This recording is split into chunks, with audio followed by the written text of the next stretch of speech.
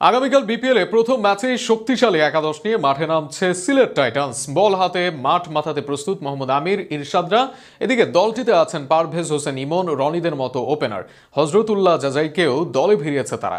সেখানে দেশি বিদেশি নিয়ে কেমন একাদশ নিয়ে প্রথম ম্যাচে মাঠে নামতে পারে সিলেট, তা নিয়ে থাকছে প্রতিবেদন। বাংলাদেশ প্রিমিয়ার লিগ বিপিএল এর দ্বাদশ আসর মাঠে গড়ানোর ঠিক একদিন আগে বড় ধরনের নাটকীয়তার সৃষ্টি হয়েছে। চট্টগ্রাম রয়্যালস তাদের ফ্র্যাঞ্চাইজির মালিকানা প্রত্যাহারের জন্য বাংলাদেশ ক্রিকেট বোর্ডের কাছে আবেদন করেছে। একই সঙ্গে দলটির দায়িত্ব বিসিবির হাতে তুলে দেওয়ার অনুরোধ জানানো হয়েছে। বিডি ক্রিক টাইম নিশ্চিত করেছে যে চট্টগ্রাম রয়্যালস ফ্র্যাঞ্চাইজির মালিক কাইয়ুম রশিদ আসন্ন বিপিএল থেকে নিজেদের মালিকানা প্রত্যাহারের জন্য বিসিবিতে আবেদন করেছেন। বিসিবির কাছে পাঠানো এক চিঠিতে তিনি আর্থিক সংকটের কথা উল্লেখ করে জানান, এই পরিস্থিতিতে তিনি বিপিএলে আর অংশ নিতে আগ্রহী নন।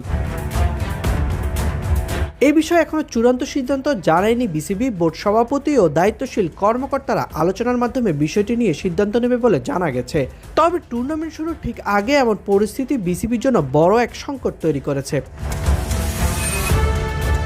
উল্লেখ্য, গত কয়েক সপ্তাহ ধরে নানা কারণে আলোচনার কেন্দ্রবিন্দু ছিল চট্টগ্রাম রয়্যালস।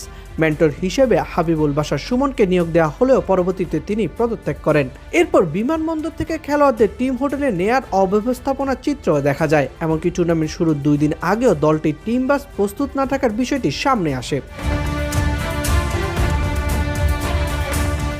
এর পাশাপাশি বিদেশি খেলোয়াড় সংকটেও ভুগছে চট্টগ্রাম রয়্যালস। নিলাম ও সরাসরি চুক্তির মাধ্যমে দলে ফেরানো অ্যাঞ্জেলিও পেরেরা, নিশান ডিকোভেলা, পল স্টার্লিং, আবরার আহমেদের মতো খেলোয়াড়রা বিপিএলে আসছেন না। বর্তমানে কাগজে কলমে তাদের দলে বিদেশি খেলোয়াড় রয়েছে মাত্র 2 জন, ক্যামরন ডেলপোর্ট ও কামরান গুলাম। তবে তারাও এখনো দলের সঙ্গে যোগ দেয়নি। সব মিলিয়ে চরম টালমাল অবস্থার মধ্যেই রয়েছে চট্টগ্রাম রয়্যালস। তবুও এই দলটি নিলাম থেকে সবচেয়ে বেশি দামে ক্রিকেটার দলে ভিড়িয়েছিলেন। নিলামে একমাত্র ক্রিকেটার হিসেবে নাইম শেখের দাম উঠে যায় কোটি টাকায়। চট্টগ্রাম রয়্যালস 1 কোটি 10 লাখ টাকায় নাইম শেখকে তাদের দলে নিয়েছিল।